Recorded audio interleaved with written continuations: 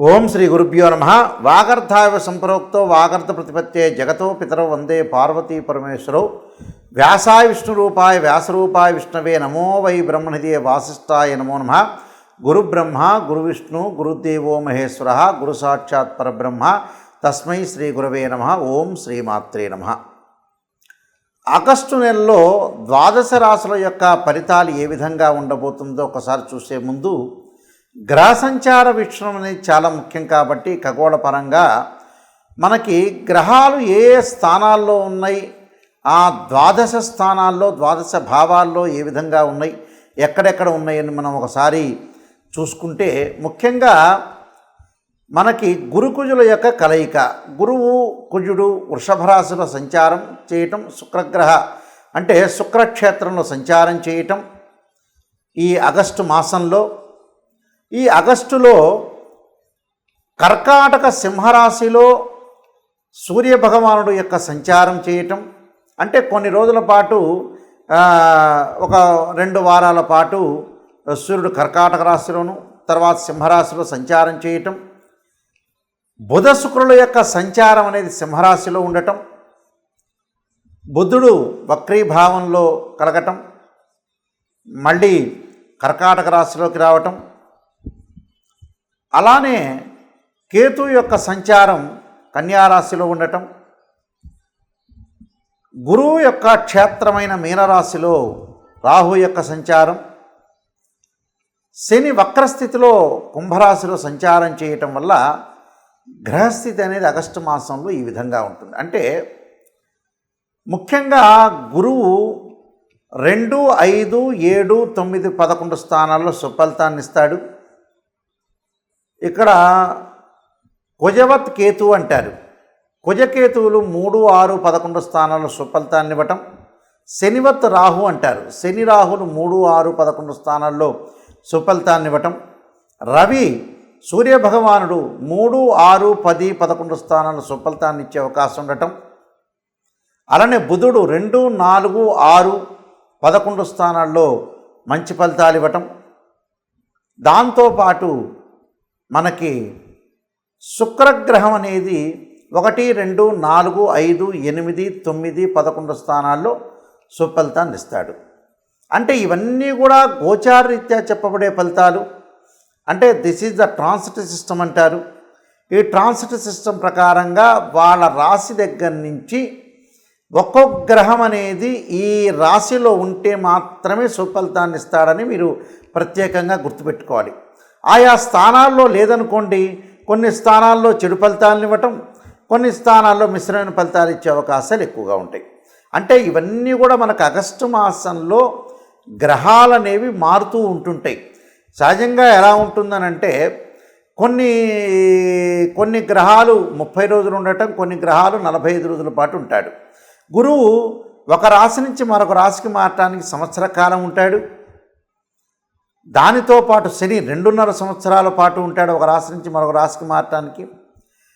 అలానే మనకి రవి బుధ శుక్రగ్రహాలు 30 రోజుల పాటు, కుజుడు 45 రోజుల పాటు ఉంటాడు. అంటే రాహుకేతుడు 18 నెలల కాలం ఒక రాశి నుంచి మరొక రాశికి మారుతూ ఉంటాడు.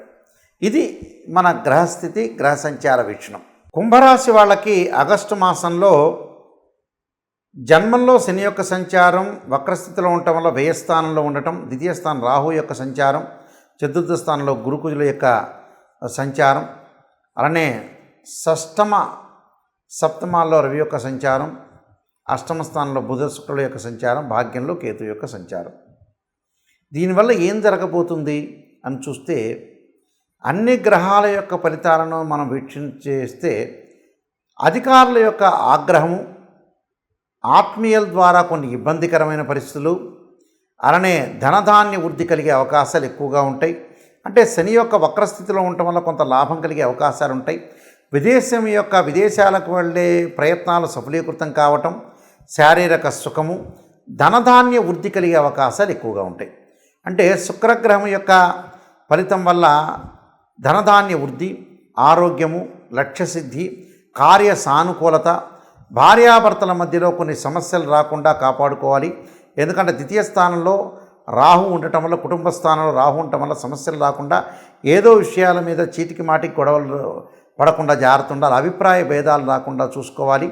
ప్రయాణాల్లో కొంత నష్టం జరిగే అవకాశాలు ఉంటాయి కాబట్టి కుజుడి యొక్క ప్రభావం వల్ల ప్రయాణాలు చేసేటప్పుడు కూడా కొంత జాగ్రత్తగా ఉండండి. గాయాలు, ప్రమాదాలు జరగకుండా చూసుకోండి. అలానే బంధు మరణ వార్తా శ్రవణం అంటారు. అంటే శ్రవణం అంటే ఇక్కడ వినడం, అంటే బంధువుల ద్వారా మనకి మరణ వార్తలు విషయంలో జాగ్రత్త ఉండాలి. రుణ బాధలు, అలానే ఊపిరితిత్తులకు సంబంధించిన సమస్యలు రాకుండా చూసుకోవాలి. దీర్ఘకాలిక వ్యాధులు, అలానే విద్యార్థులు చదువు పట్ల ఆసక్తి చూపించడం, ఏకాగ్రత అనేది చాలా అవసరం. అలానే ఆందోళన పడకుండా చూసుకోండి. ధనం అనేది ఉద్యోగపరంగా వృత్తి ఉద్యోగాల్లో పురోగతి సాధిస్తున్నా వ్యయం అనేది బాగా పెరిగే అవకాశాలు ఉంటాయి కాబట్టి ఉద్యోగ భద్రత అవసరం. వ్యయం విషయంలో కూడా చాలా జాగ్రత్తగా ఉండటం చాలా మంచిది. ఎందుకంటే ఆదాయ వనరులు వీళ్ళకి గణనీయంగా పెరిగే అవకాశాలు అనేవి బాగా ఉంటాయి, అందులో ఏమీ డౌట్ లేదు. కానీ పెరుగుతున్నా కూడా ఖర్చులు బాగా పెరిగే అవకాశాలు ఎక్కువగా ఉంటాయి. అంటే కష్టానికి తగ్గ ఫలితం వచ్చే అవకాశాలు అనేవి ఎక్కువగా ఉంటాయి. కానీ మానసికంగా ఒత్తిడి, కొంచెం పనుల విషయంలో కొంత చెడిపోయినట్టుగా అనిపించే అవకాశాలు, అలానే సమయానికి కొన్ని సందర్భాల్లో కోపము, ఆవేశం బాగా పెరుగుతుంది. లౌకిక జ్ఞానం తగ్గే అవకాశాలు ఎక్కువ ఉంటాయి. కొన్ని జీవితంలో ఈ మాసంలో కొన్ని అడ్డంకులు, ఆలస్యం కావటం, పనులలో జాప్యం, కాలయాపన జరిగే అవకాశాలు ఉంటాయి. ఉద్యోగస్తులకి, వ్యాపారులకి కొంత కొత్త సవాళ్ళు ఎదుర్కొనే అవకాశాలు ఎక్కువ ఉంటాయి. తొందరపడి ఏ నిర్ణయం తీసుకోకుండా ఉండటం అనేది చాలా మంచిది. అంటే కఠినమైన నిర్ణయాలు తీసుకోవాలి, సరైన సమయంలో తీసుకోవాలి, సరిగా ముందుకు వెళ్ళాలి. అలానే స్వదేశాలకు వచ్చే అవకాశాలు ఎక్కువ ఉంటాయి. అంటే ధనధాన్య వృద్ధి, ఉద్యోగంలో ప్రమోషన్లు అనుకూలంగా ఉంటుంది. విదేశాలకు వెళ్ళే అవకాశాలు ఉంటాయి. స్వదేశాల నుంచి కూడా విదేశాలకు వచ్చే అవకాశాలు కూడా ఎక్కువగా ఉంటాయి. కానీ ఆరోగ్య భద్రత, ఉద్యోగ భద్రత, ప్రమాదాలు, భయము, ఆందోళన కలిగే అవకాశాలు ఎక్కువగా ఉంటాయి. కాబట్టి స్త్రీలు కూడా ఆరోగ్యపరంగా ఇబ్బందులు లేకుండా కొద్దిగా జాగ్రత్త పడి ప్రమాదాలు, సెల్ఫ్ డ్రైవింగ్ అనేది మంచిది కాదు. ఇలాంటి విషయాల్లో కొద్దిగా అప్రమత్తంగా ఉండి ముందుకు వెళ్తే మీకు మంచి జరిగే అవకాశం ఖచ్చితంగా ఉంటుంది. ఈ రాశి వారికి ప్రత్యేకంగా ఆగస్టు మాసంలో కొన్ని ప్రత్యేకమైన పరిహారాలు చేసుకోవాలి. ఎక్కడైతే మనకి నెగిటివ్ అనేది ఒకటి ఉంటుందో ఆ నెగిటివ్ని పాజిటివ్ చేసుకోవటానికి కొన్ని ప్రత్యేకమైన పరిహారాలు అనేవి చేసుకోవాలి. ఆ పరిహారాలు చేసుకుంటే అనుకూలమైన పరిస్థితులు వచ్చే అవకాశం అనేది ఖచ్చితంగా ఉంటుంది. అంటే మన గ్రహ సంచార వీక్షణాన్ని చూసిన తర్వాత ప్రత్యేకంగా కొన్ని విషయాలను మనం పరిశీలన చేసుకోవాలి. ఆ పరిశీలన చేసుకున్న తర్వాత ఎక్కడైతే మన పరిహారాలు ప్రత్యేకంగా రెమెడీస్ చేసుకుంటే వాళ్ళకు మంచి ఫలితాలు జరిగే అవకాశాలు ఉంటాయి. కాబట్టి ఈ పరిహారాలు, నేను చెప్పిన పరిహారాలు చక్కగా పాటించండి, మీకు మంచి ఫలితాలు వచ్చే అవకాశం ఖచ్చితంగా ఉంటుంది. ముఖ్యంగా మనకి 4 సోమవారాలు, 4 మంగళవారాలు, 4 బుధవారాలు, 4 గురువారాలు, 4 శుక్రవారాలు, 4 శనివారాలు, అలానే ఆదివారాలు వస్తూ ఉంటాయి. అయితే ప్రతి సోమవారం రోజున కూడా మీరు ఏం చేయాలంటే ఈ రాశి వాళ్ళు ప్రాతకాలంలో కానీ ఒకవేళ కుదరలేకపోతే ప్రదోషకాల సమయం ఉంటుంది. అంటే సాయంకాలం వేళ, అంటే సూర్య అస్తమయానికి 2 విఘడయ్యల కాలం అనేది ఒకటి ఉంటుంది. ఆ విఘడయ్యల కాలం నుంచి 2 ఘడియలు కానీ 2 విఘడియలు కానీ కాలంలో తీసుకుని చక్కగా చుక్కలు వచ్చే సమయం వరకు కూడా మీరు ఈ పారాయణం చేసుకోవటం చాలా మంచిది. అంటే ప్రాతకాలం కుదిరితే ప్రాతకాలం చేయండి. సోమవారం రోజున ముఖ్యంగా శ్రీ కనకధారా స్తోత్ర పారాయణం చేయటం, అలానే ఓం నమః శివాయ పంచాక్షరి 21 సార్లు చేయటం, అలానే శివ కవచ స్తోత్ర పారాయణం చేయటం అనేది చాలా మంచిది. ఉదయం సాయంత్రం 2 కూడా చేసుకోవచ్చు, లేకపోతే ఉదయం కుదరకపోతే సాయంత్రం కూడా చేసుకోవచ్చు. అలానే మంగళవారం కార్తవీర్యార్జునుడి యొక్క మంత్రాన్ని చదవటం, అలానే శ్రీ ప్రజ్ఞా వివర్ధన కార్తికేయ స్తోత్ర పారాయణం చేసుకోవాలి. ఇది ఉదయం కానీ సాయంత్రం కానీ. అలానే బుధవారం రోజున శ్రీ గణేష ద్వాదశనామ స్తోత్ర పారాయణం చేసుకోవాలి. అలానే గణపతి యొక్క ఆరాధన చేయాలి.